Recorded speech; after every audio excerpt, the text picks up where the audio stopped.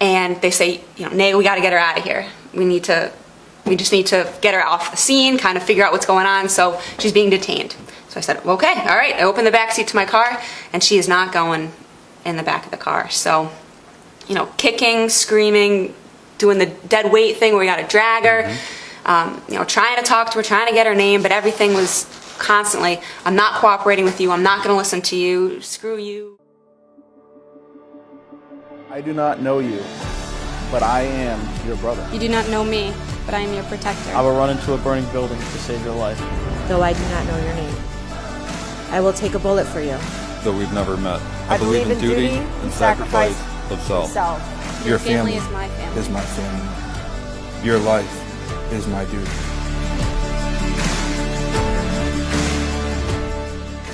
What's going on, guys? Time for another episode of Behind the Uniforms. Super excited for this episode. I've got a friend who's a cop and a gym owner, so we're going to get to that in a second, all the shameless plugs, all that good stuff. But the way that the show works, for those of you who are watching for the first time, is we invite any officer, active, retired, first responder, veteran to come on the show, bring a bottle of whiskey so that we have a cocktail together, and we share the whiskey on the whiskey wall for future guests, and then they share two stories, a positive story and a difficult story, and we really showcase that these men and women who are serving our community and our country just want to go home to their families every single day, just like us. So with that being said, who are you? What'd you bring? You talk, I pour, we sip, you tell stories. Perfect.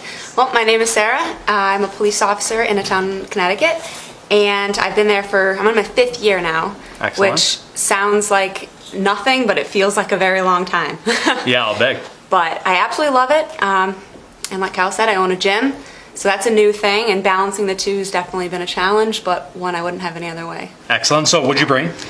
So I don't know much about alcohol. Oh, bullet. Definitely not a lot about whiskey. You chose well. But I have my beat that I patrol every day in my town. And where else to go but the locals for what I should get. So I go into my store, not on duty, and I tell them, man, I need some whiskey. I don't know what I need. I don't know what's good, what's not good, but hook me up with something. He said this was a nice, popular, classic. Can't really go wrong with it. Solid. And I was like, done. Bullet bourbon. And it's Bullet. Oh, that's perfect. This episode is not sponsored by Bullet, but if you guys would like to sponsor future episodes, obviously hit us up. I'm just waiting for an officer to bring in a bottle that was like confiscated by a 15-year-old one of these days. But anyway, cheers to you. Story time, and then we'll get to some shameless plugs for you. All right, cool. You want to go high or low first? We'll go low first. Okay. Yeah. So in my 5 years, a lot happens in 5 years, especially as an officer working every day, day in and day out. And I spent the majority of my career so far on nights, so that 4 to midnight shift.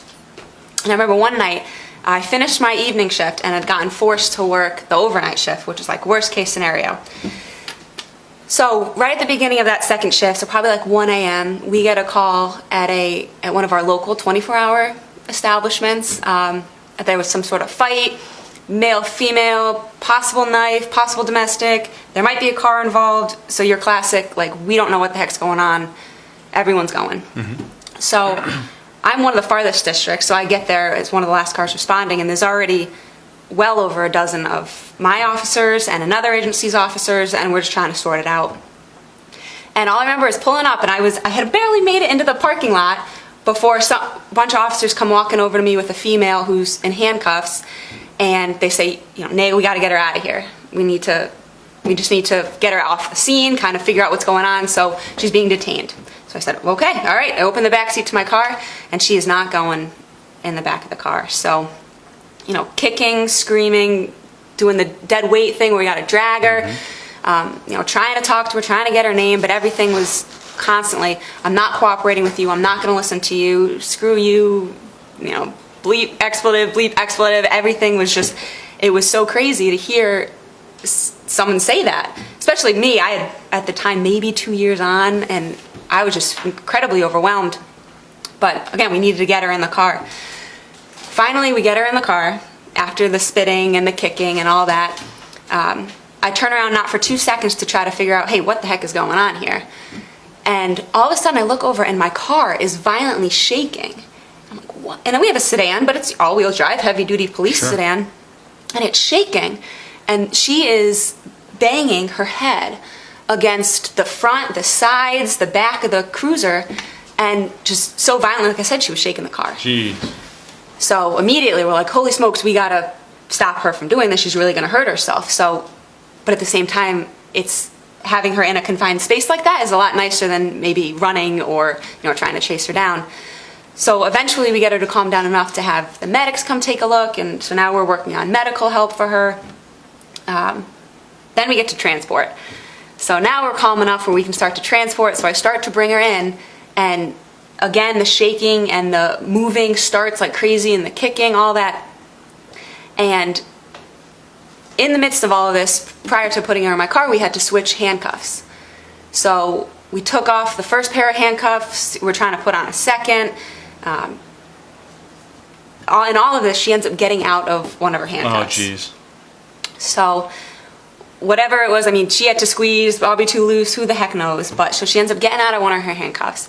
And the whole ride there, it's probably like a 3-mile ride from where we were to the department, was swearing at me, threatening me, things of that nature. So she gets out and she tells me, have fun trying to get this cuff back on me.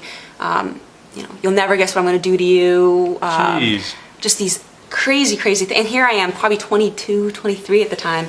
And I just keep telling myself, she's in the back seat, you're in the front seat. She's Right. in the back seat, you're in the front seat. So I call for backup, we pull over, end up handcuffing relatively easily. The suicidal and homicidal comments continue. Eventually, we go to the hospital. I have to go to the hospital with her. So then this whole ordeal my continues God. to the hospital. So this was like the longest night ever. It was the worst night ever. Aside from, the physical, I don't want to say beating, but aside from the physical aspect of it, I learned a lot about myself as a person, as an officer, and it hurt as a person to hear someone be that, I guess, mean, for lack of a better term. Yeah.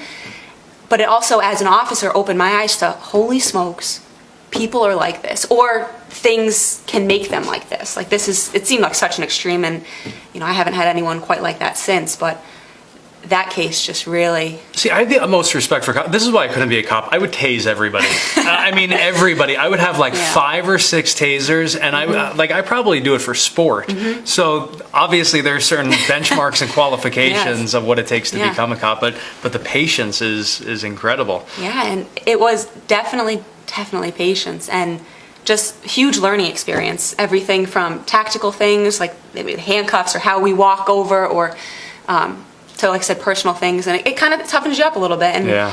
and that's something that, looking back now where I am, it's been 3 years since then, but just how much growth and change this job does to you, good and bad. Sure. Because that case has helped me and kind of toughened me up that way, but it also, on other calls, it hurts you because now I'm going to other calls and I've had the worst, I've seen the worst. Right. So it's hard to walk up to someone who's not the worst and not expect it. So tell me about a good day. So I have the best thing in the world. I get to work with my dad. Nice. So my dad is also an officer in the same town that I am, and I'm incredibly lucky. He's my best friend. He's always been that way. And many years apart, so we don't always work the same shift or the same district, so rarely do we interact like one-on-one. But when we do, it's always fun. So again, I'm working nights one night, and he's dispatching. So he's inside kind of telling everyone where to go and what to do, like at home, right?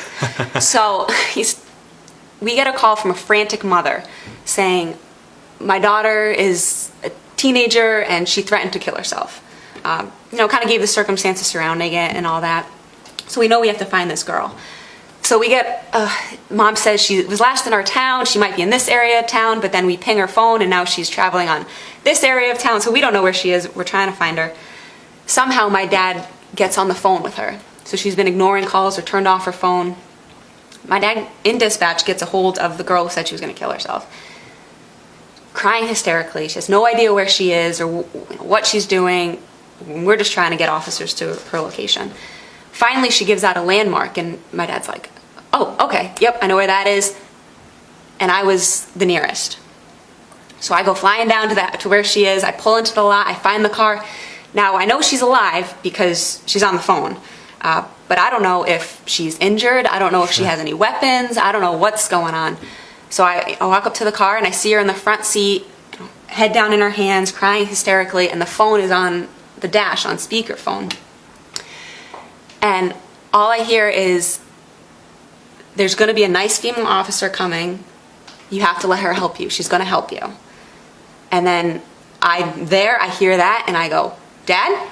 And he's like, hey, Sarah. And so it was just such a cool moment where, like, not cool because, you know, the girl was there, but she was not hurt.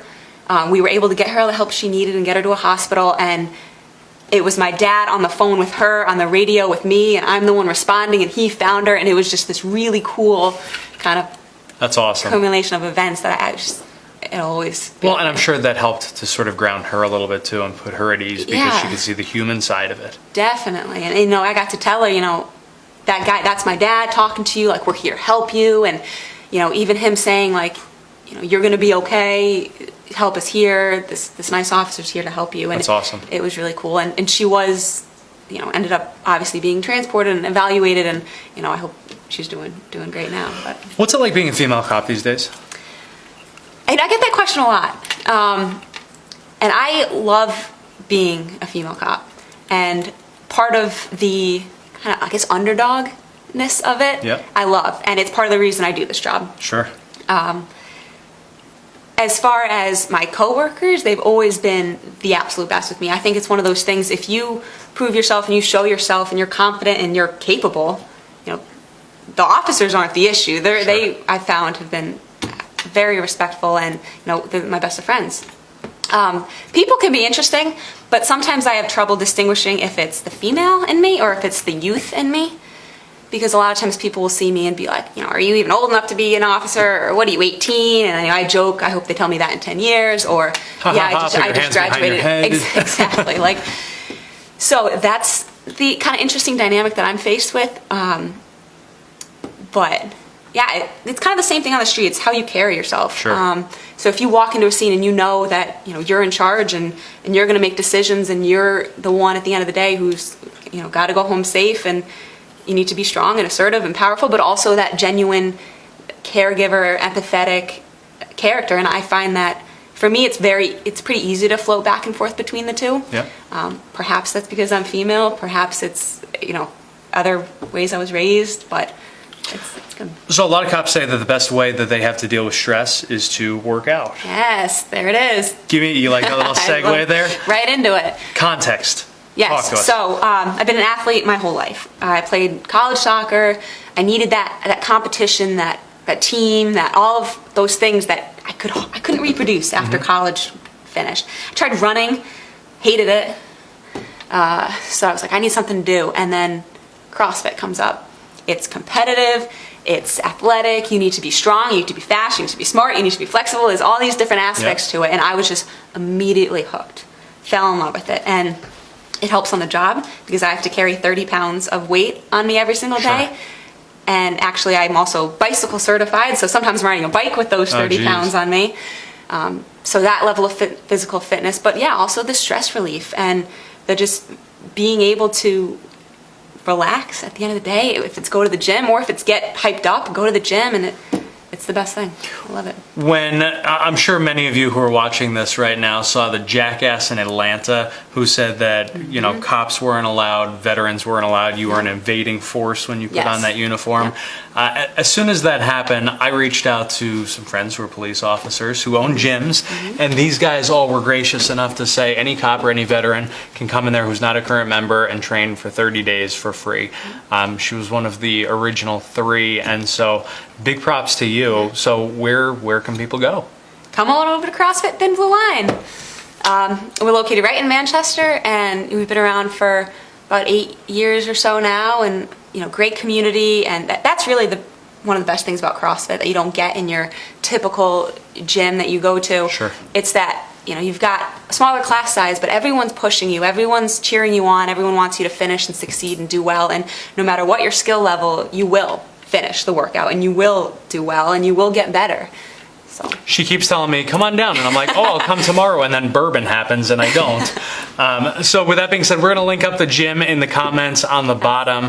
But guys, we just ask that you take some time to share this video, to share all of these videos.